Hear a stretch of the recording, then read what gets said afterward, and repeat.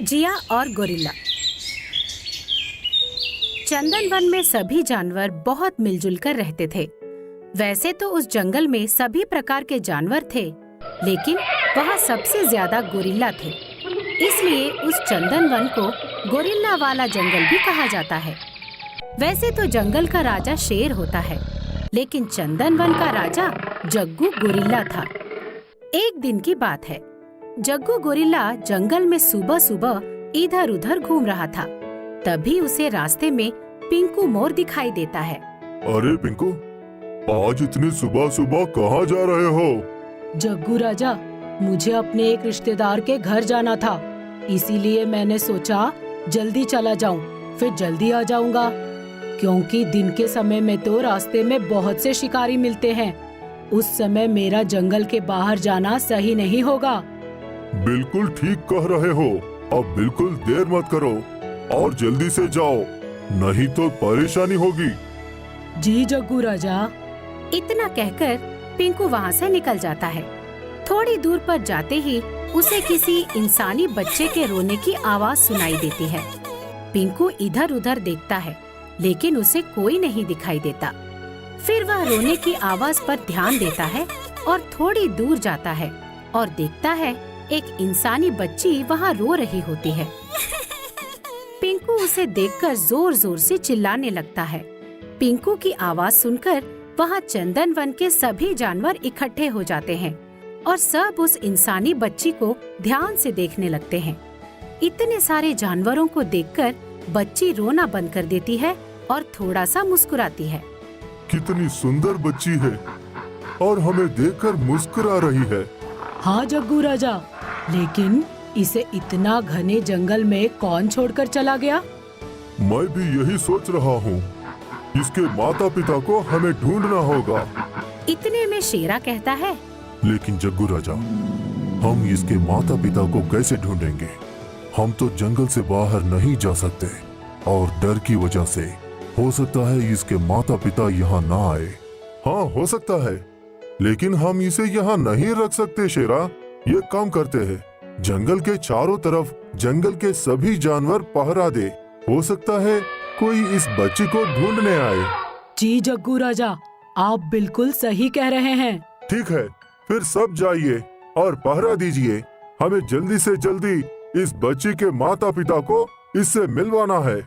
जग्गू और सारे जानवर बच्ची के माता पिता को ढूंढने लगते हैं, लेकिन 4-5 दिन हो जाने पर भी कोई बच्ची की तलाश में नहीं आता।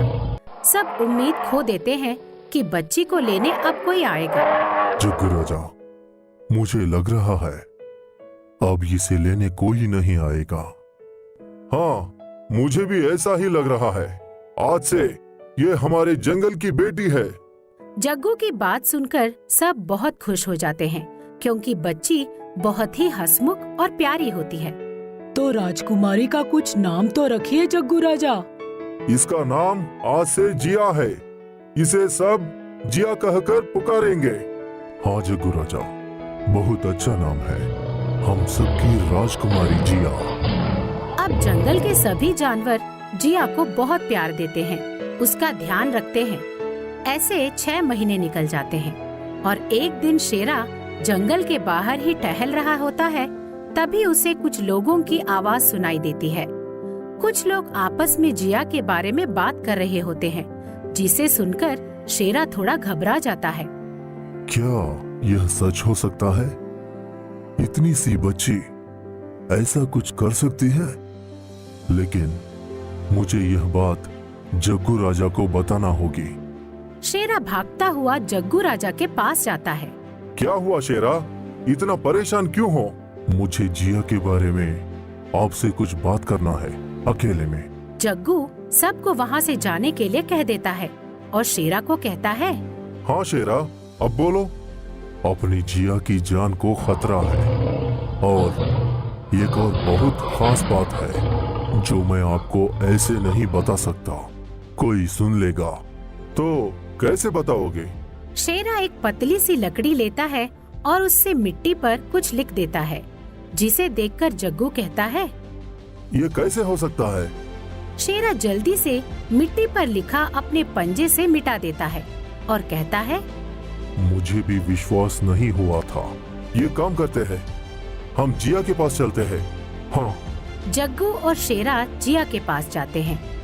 पिंकू जिया के पास खेल रहा होता है, लेकिन जिया बहुत रो रही होती है। क्या हुआ पिंकू? जिया इतना रो क्यों रही है? पता नहीं, अभी थोड़ी देर पहले तो खेल रही थी, अब रो रही है। तुम जाओ पिंकू, मैं और शेरा जिया को चुप करते हैं। जी। पिंकू वहाँ से चला जाता है। जग्गू जिया को अपने हाथ में लेता है और कहता, क्या हुआ जिया, क्यों रो रही हो? चुप हो जा मेरी बच्ची। तभी जग्गू को उसकी आंखों में दो आदमी चंदन वन को आग लगते हुए दिखाई देते हैं। शेरा, जल्दी जिया की आंख में देखो, ये दोनों तो वही आदमी है। मतलब वो सच कह रहे थे कि जिया की आंख में होने वाली किसी भी दुर्घटना का पता चल सकता है। अभी ये हमारे साथ है, इसलिए ये हमें इस जंगल में होने वाली दुर्घटना के बारे में बता रही है। हाँ, अब जल्दी जाओ और उन दोनों आदमी को हमारे जंगल से बाहर निकालो।